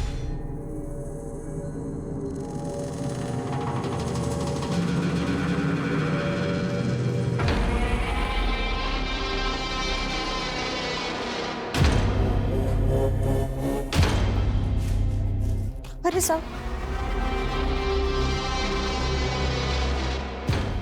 सुन, ये जो तेरे पीठ के पीछे निशान है, ये क्या है जो तू छिपाती फिरती है? देखना चाहते हो? पहले उसने ही हमें संबंध रखने के लिए उकसाया और हमारे वीडियोस फोटोज निकाल लिए। सारा मुझसे पैसे दे दे के थक गए थे, लेकिन उसका लालच बढ़ता ही चला जा रहा था। मजबूर होकर हमने सब बात अभिजीत को बता दी। उसने हमें प्रॉमिस किया कि वो हमारी मदद करेगा। कहानी अच्छी है, लेकिन सिर्फ कहानी, यह हकीकत नहीं है। हकीकत मैं बताता हूँ कि अभिजीत को पता चल गया था कि तुम उस लड़की की मजबूरी का फ़ायदा उठाकर उसको ब्लैकमेल कर रहे हो, इसलिए अभिजीत उस लड़की की मदद कर रहा था और तुमने अभिजीत को रास्ते से हटवा दिया। नहीं सर, ऐसा कुछ भी नहीं हुआ सर। शर्मा, ये ऐसे नहीं समझ रहा, जरा समझाओ इसको अच्छी तरीके से। सर, गीतांजलि, चंचल और मीणा, ये तीनों अभी भी ट्रेस नहीं हो पा रहे हैं और राजीव भी इस बात को एक्सेप्ट नहीं कर रहा है कि उसने लड़कियों के साथ कुछ किया है। लेकिन हाँ सर, वर्षा को इन्वेस्टिगेट करते हुए पता चला कि उसके हाथ भी साफ नहीं है। दरअसल कुणाल की मां को अभी भी इस बात का शक है कि वर्षा ने इंश्योरेंस के पैसे के लिए कुणाल को मरवा दिया। कुछ भी साबित नहीं हुआ तो इंश्योरेंस का सारा पैसा वर्षा को मिल गया और बाद में उसने ये पैसा किसी और अकाउंट में ट्रांसफर कर दिया। किसके अकाउंट में? हाँ, वर्षा ने पैसों की मदद की थी, लेकिन इसमें गलत क्या है? क्या बहन बहन की मदद नहीं कर सकती? कैसी मदद? विनोद को करीब 2 साल से बिजनेस में काफी नुकसान हो रहा था। इनका पार्टनर इन्हें बहुत परेशान कर रहा था, पैसे वापस मांग रहा था। विनोद को पैसे वापस देने थे तो वर्षा ने मदद कर दी। लेकिन परेशानी तो फिर भी कम नहीं हुई। कुछ दिन पहले अटैक हुआ था ना पे। उस दिन पुलिस स्टेशन में इस चोट के बारे में पूछा तो झूठ बोल दिया। सर, वो अचानक से लो बीपी हो गया था, चलते चलते तो सड़क पे गिर गया।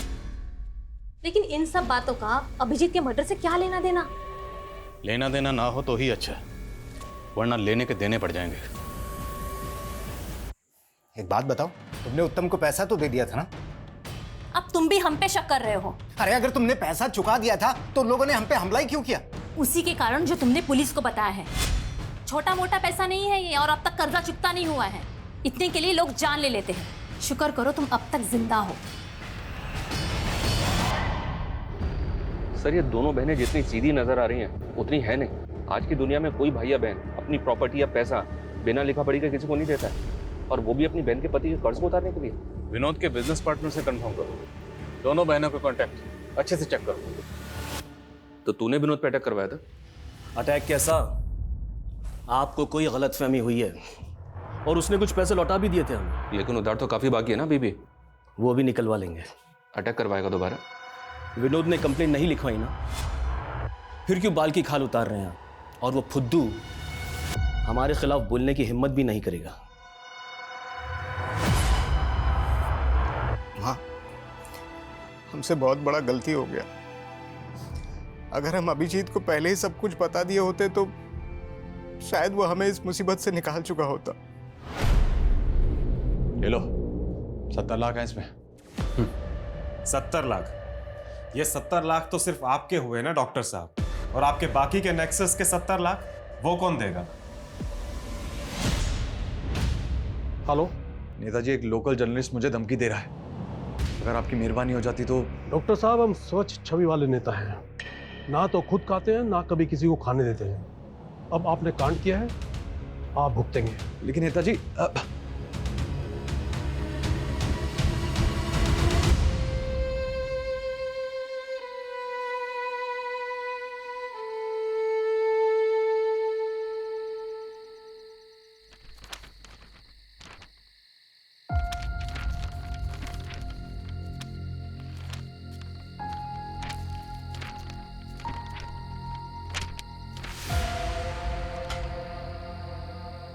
कौन है? ये आवाज कैसी है? ये चुप सो जा, सोने दे, सो जा।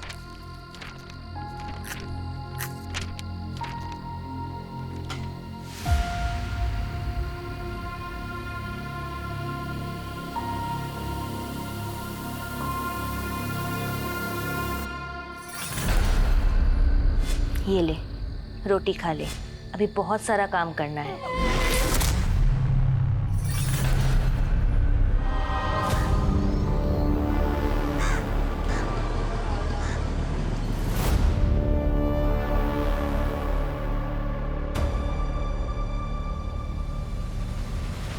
हम थक गए हैं ये करते करते। अभी और कितने खून बहाने पड़ेंगे। ये हमारा तीसरा। न जाने तुमसे शादी करने के लिए हमें अभी कितना और इंतजार करना होगा। हम जल्दी सब कुछ ठीक कर देंगे। सब हम कुणाल से शादी करने के पहले से ही एक दूसरे से प्यार करते हैं। और सर, हमें पता था कि वर्षा के पिताजी हमें कभी स्वीकार नहीं करेंगे। इसलिए पहले कुणाल और अब अभिजीत खत्म कर दिया। नहीं सर, हमने ऐसा कुछ नहीं किया है। 15 जून को अभिजीत की आखिरी बार फोन पे बात तुमसे हुई थी। जी सर, हमारी बात जरूर हुई थी, पर बात कुछ और हुई थी। इस पर एक और नई कहानी। एक्चुअली सर, हम आपसे झूठ बोल रहे थे। हम किसी और से प्यार करते हैं। अरे लेकिन वर्षा, ये सब तुम हमको सगाई से पहले बता सकती थी ना। हाँ अभिजीत, लेकिन हम क्या करते, हम मजबूर थे। अभिजीत, क्या आप एक फेवर कर सकते हैं? आप खुद ही पापा को कह दीजिए ना कि आप शादी नहीं करना चाहते। लेकिन अभिजीत माना नहीं। तुम दोनों को लगा कि तुम दोनों की पोल खोल देगा, इसलिए तुम दोनों ने उसकी जान ले ली। वैसे तुम्हारे लिए किसी मासूम की जान लेना कोई बड़ी बात नहीं है। और तुम अपनी बहन राखी को किस बात के पैसे दे रही थी? सर, उसको हमारे अफेयर के बारे में पता चल गया था। बोली कि अगर हमने उसे पैसे नहीं दिए तो वो हम दोनों को फंसा देगी। सरासर झूठ बोल रही है वो सर। अगर उसकी करतूतों के बारे में पता होता तो उसकी जान ले लेते। हमने सिर्फ विनोद का कर्जा उतारने के लिए उससे पैसे लिए थे और कुछ भी नहीं था। तो आप कहना चाहती हैं कि आपकी बहन और उसके आशिक ने मिलकर अभिजीत को मार दिया? उनकी बात वो जाने सर, हमने कुछ नहीं किया। क्या जोड़ी है दोनों बहनों की? छोटी वाली बड़ी पे इल्जाम लगा रही है और बड़े वाली छोटी पे। कोई बात नहीं, वक्त आने पर सब पता चल जाएगा किसकी कहानी सच्ची है, किसकी झूठी।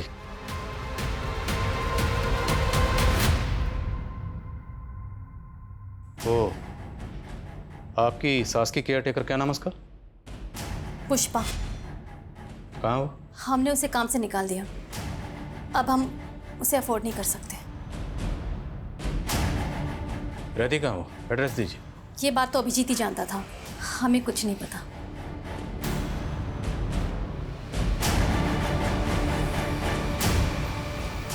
सर, कहीं राखी पुष्पा को लेकर भी तुमसे कुछ नहीं छुपा रही है? हो सकता है कि इसी ने पुष्पा को जानबूझ के गायब कर दिया क्योंकि वो कोई राज जानती थी।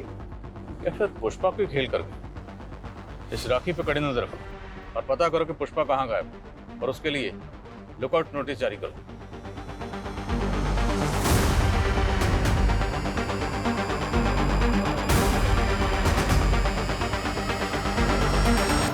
सर, छत्तीसगढ़ पुलिस से पुष्पा के बारे में एक इन्फॉर्मेशन मिली है। पुष्पा एक बागी ग्रुप की मेंबर है और कई सालों से वांटेड है।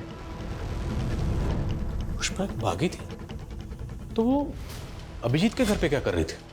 दरअसल अभिजीत के लेट फादर धीरेन्द्र आनंद ने कई सालों तक एक बागी ग्रुप में काम किया है और ये पुष्पा उनकी शागिर्द थी। इंटेलिजेंस का ऐसा मानना है कि गायब होने के बाद पुष्पा यूपी में कहीं छुपी थी। मतलब वो यूपी में अभिजीत के घर पर छुपी हुई थी, और वो भी उसकी माँ की केयर टेकर बन के। अभिजीत उसको लेकर आया, उसकी मदद कर रहा था। और सवाल ये है कि अभिजीत एक बागी की मदद क्यों कर रहा था? क्या अभिजीत खुद एक बागी था? चेक करो सब जगह चेक करो।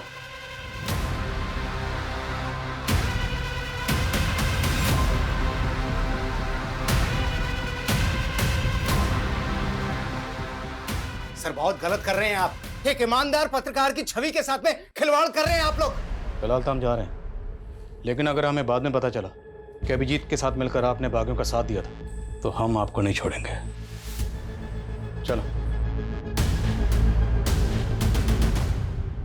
ओ 172, चल मुंह धो ले और काम पे चल।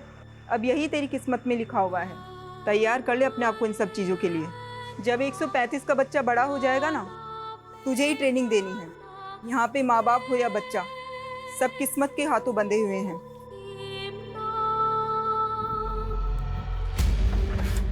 हो सकता है ये अभिजीत भी अपने फादर की तरफ बागी। ये और पुष्पा दोनों किसी सीक्रेट मिशन पर थे। जैसे ही मिशन पूरा हुआ, अभिजीत ने अपनी मौत का ड्रामा रचा।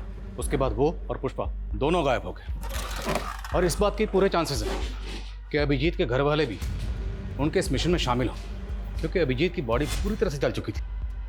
फिर भी उन्होंने आसानी से आइडेंटिफाई कर लिया। कैसे? अब तो बॉडी का डीएनए टेस्ट भी नहीं कर सकते, अंतिम संस्कार हो चुका है। शर्मा, ये केस तो हम सॉल्व करके रहेंगे। उसके लिए चाहे हमें गड़े मुर्दे क्यों ना खाने पड़े।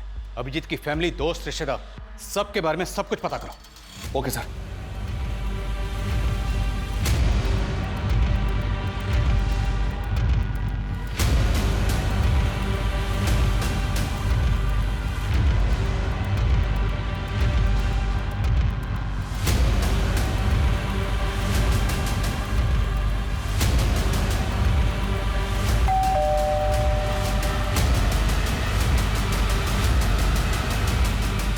सर इतना सारा कैश? सर ये मेरा कैश नहीं है सर। तो किसका? सर ये तो अभिजीत का है। अभिजीत के लिए फंड इकट्ठा कर रहा है। आखिर ये अभिजीत करना क्या चाहता है? अभिजीत? सर उसका तो मर्डर हो गया ना। सर अभी बोल रहा है अभिजीत का कैश। सर ये उसी की ईमानदारी का मोल है जो हम बेईमानी से कमा रहे हैं। मैं, राखी और उत्तम साथ में मिलकर के ये काम कर रहे हैं सर। तुम्हारी छोटी बहन वर्षा का नीरज से अफेयर और तुम्हारा अपने पति के बिजनेस पार्टनर उत्तम से अफेयर, अति उत्तम। सर हमारा कोई अफेयर नहीं है। हमने सोचा था कि विनोद उत्तम के साथ बिजनेस करके सेटल हो जाएगा, लेकिन आलसी घाटा करके बैठ गया। ओ मैडम, यहाँ मैं मुनाफा या घाटा जानने के लिए नहीं बैठा हूँ। तुम तीनों ये बताओ कि अभिजीत को क्यों मारा? सर हमने अभिजीत को नहीं मारा है, बल्कि उसकी मौत का फायदा उठा करके हमने सिर्फ डॉक्टर गोपाल शर्मा से पैसे ठगे थे। सर प्रथमेश ने हमें बताया था अभिजीत के मेडिकल स्कैम खुलासे के बारे में, तो हमने उत्तम की ताकत का इस्तेमाल किया ताकि कोई डॉक्टर हमें परेशान करे तो उत्तम संभाल लेगा। तो 15 जून की रात को अभिजीत यही खुलासा करने वाला था? नहीं सर, वो तो सच में उसने हमसे सीक्रेट रखा था। वो कुछ और बात थी और उसी की वजह से उसकी जान गई है सर। तुम तीनों को तब तक तोड़ेंगे जब तक सच नहीं कबूलोगे। नीलम, तोड़ो इन्हें। डॉक्टर गोपाल की कुंडली निकलवाओ। पूरे चांसेस है कि 15 जून को अभिजीत जो खुलासा करने वाला था वो उसी डॉक्टर के खिलाफ हो। हेलो, क्या आप मुझे डिटेल्स मिल कीजिए।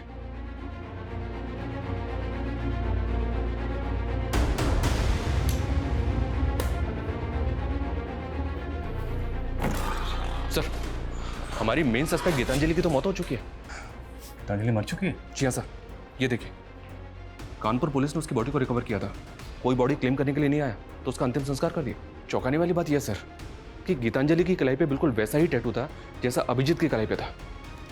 ये देखिए सर, अभिजीत के टैटू में 186 नंबर लिखा है और गीतांजलि के टैटू में 81 नंबर लिखा है। दोनों टैटूज वैसे तो दिखने में सेम है, सिर्फ नंबर और डिजिट्स का फर्क है।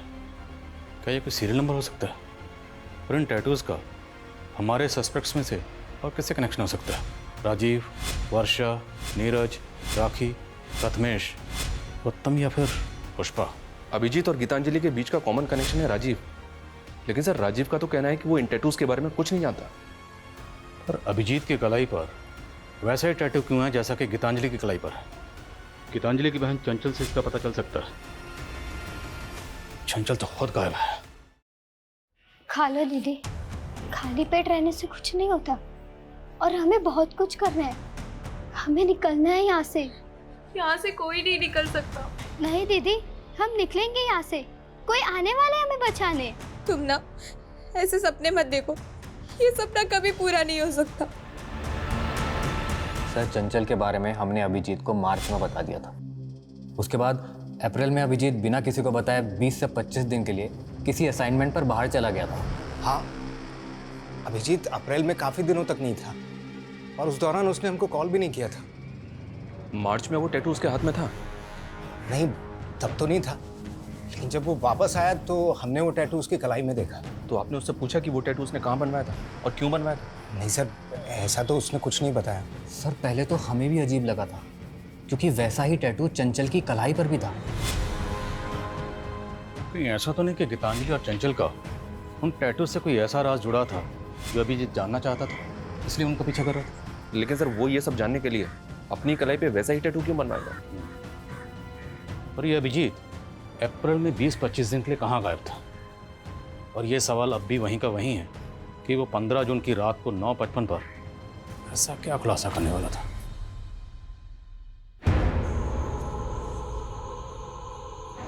देखो हम जानते हैं चंचल और गीतांजलि के अलावा तुम लोगों के साथ यहाँ पर क्या हो रहा है?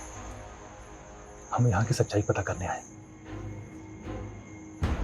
आप हमें यहाँ से आज़ाद कर दोगे ना भैया? हाँ, लेकिन उसके पहले तुम्हें सब बताना होगा कि यहाँ पर हो क्या रहा है। मैं भारत, मैं इंडिया, मैं हिंदुस्तान भी हूँ। मेरी धरती बहुत महान है। मैं अपनी नदियों की तरह पावन हूँ। मैं एक विशाल लोकतंत्र हूँ, बहुत तेजी से बढ़ती अर्थव्यवस्था हूँ। पर देखो मेरी गरिमा पे ये कैसा दाग लगा है। ये कैसा दाग लगा है? ये दाग हम सबको मिलकर धोना है। और ये फोल्डर बनाया गया 14 जून को। वो ना हो, ये जो 15 जून को खुलासा करने वाला था, ये लाइंस उसकी उसी स्पीच का हिस्सा है। लेकिन सर, इसका तो कोई क्लू ही नहीं मिल रहा है कि ये खुलासा क्या था, किसका था और किसके लिए था। हमारा देश महान है भैया, और हम भी आज़ाद होंगे। बस आप जल्द से हमें लेने आ जाओ, हम आपका वेट कर रहे हैं। हमारे पास एक ऐसी चाबी है जिससे सारे ताले खुल सकते हैं, और वो एजेंट मीना। क्योंकि गीतांजलि और चंचल को डोमेस्टिक एजेंसी के लिए वही लेकर आया था। शर्मा, ढूंढो उसे। खबरों को काम पे लगाओ। जेलों में जितने भी कैदी हैं उनके बारे में पता करो। तुम्हें जो करना है करो, लेकिन किसी भी सूरत में मुझे एजेंट मीना चाहिए।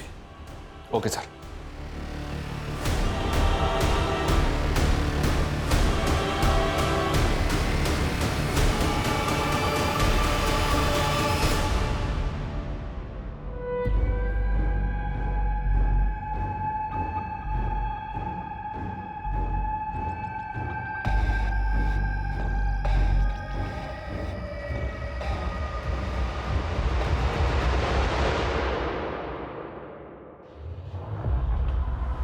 मीना, चेक करो। साहब, ये सब लड़के तो बंदो मजदूर हैं। इन्हें तो मैं शहर के बाहर से अपने टेम्पो में लेकर आता हूँ।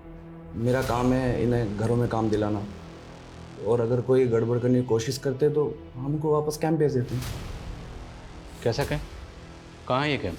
कैंप के बारे में मैं कुछ नहीं जानता। ये तो मुझे शहर के बाहर एक जगह पे मिलती हैं सब। कैंप का कोई बंदा लेके आता है इनको। ये सब करवाता कौन है? मालिक कौन है? साहब, इसके बारे में मुझे कुछ नहीं पता। सबसे पहले हमें ये पता करना होगा ये कैंप है कहाँ। इस नेक्सस ने बहुत गहराई तक अपनी जड़ें फैला रखी। ड्रोन कैमरा यूज़ करने की परमिशन निकलो। पूरा शहर और उसके आसपास जितने एरिया सब जगह स्कैन करो। कोई भी एरिया छूटना नहीं चाहिए।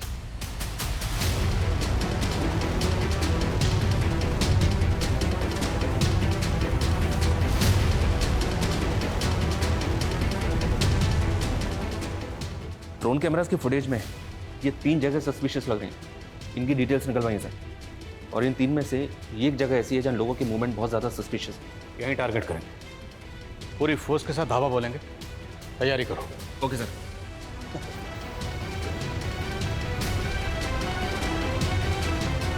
पुलिस!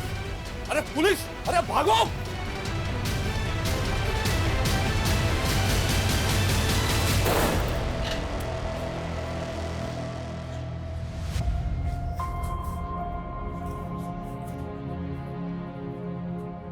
डरो मत, हम लोग आप लोगों को बचाने आए हैं। आपको अभिजीत भैया ने भेजा है ना?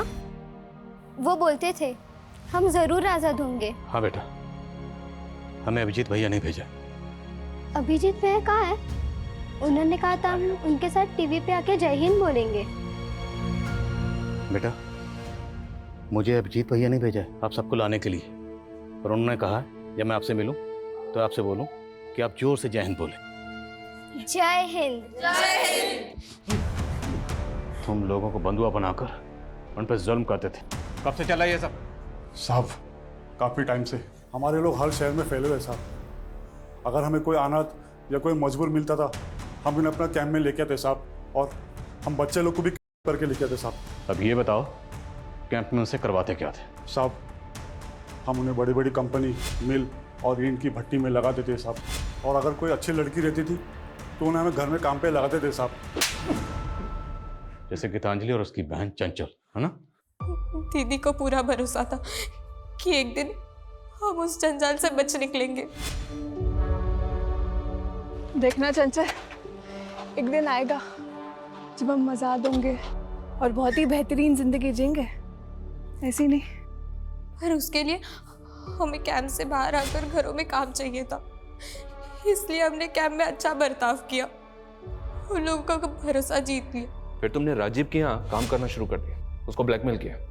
हमारी पूरी कमाई तो वो मीना ले जाता था और हमें अपनी जिंदगी शुरू करने के लिए कुछ पैसों की जरूरत थी और इसलिए हमारे पास और कोई रास्ता नहीं था। लेकिन राजीव ने अभिजीत को सब बता दिया। हाँ, लेकिन अभिजीत भैया को ब्लैकमेलिंग से ज्यादा उस गिरोह के बारे में चिंता थी। देखो, मुझे पता है तुम लोगों के साथ क्या हो रहा है। मैं तुम्हारी मदद करना चाहता हूँ, लेकिन उसके लिए मुझे तुम्हारे जैसे मजदूर बन के ही उस कैंप में घुसना पड़ेगा और अपने हिडन कैमरे से सब कुछ रिकॉर्ड करना होगा कि वहाँ पर एक्चुअली में हो क्या रहा है। फिर हमने उन्हें वहाँ घुसने में मदद की और वो हमारे कैंप में शामिल हो गए। साहब, मुझे शक हुआ कि अटेंडेंस रजिस्टर में गड़बड़ दिखा साहब, और वो कमीना पत्रकार वो मौका देख के भाग गया और गीतांजलि ने उसको मदद की थी कैंप में घुसने के लिए साहब। इसलिए तुम लोगों ने गीतांजलि को मार दिया और उसके बाद जब तुम लोगों को पता चला कि 15 जून को अभिजीत को खुलासा करने वाला है तो उसको भी मार दिया। साहब, हमारे लोग ने अभिजीत पे नजर रखा साहब और मौका पाके हमने उसको दबोच लिया साहब। बोल, अपने बाप का नाम बोल।